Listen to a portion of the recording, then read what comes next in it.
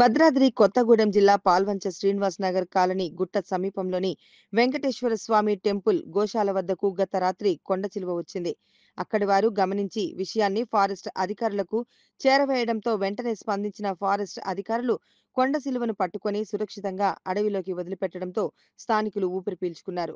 గుట్ట సమీపంలో నిత్యం ఇలాంటి విష సర్పాలు సంచరిస్తూ సమీపంలో ఉన్న నివాసాల వారిని భయభ్రాంతులకు గురి చేస్తున్నాయి. ఇలాంటి ఘటనలు పునరావృతం కాకుండా ఫారెస్ట్ అధికారులు వెంటనే వాటి నివారణకు చర్యలు తీసుకోవాలని స్థానికులు కోరుతున్నారు.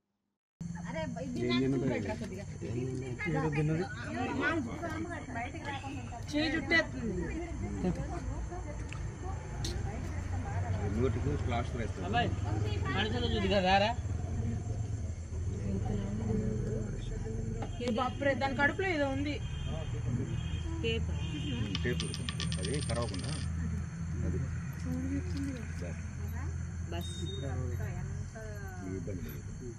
దాని కడుపులో ఏదో ఉంది కదా. గుర్తించిన రవీంద్రకి వాటా ఇవ్వాలి ఇందులో మెయిన్.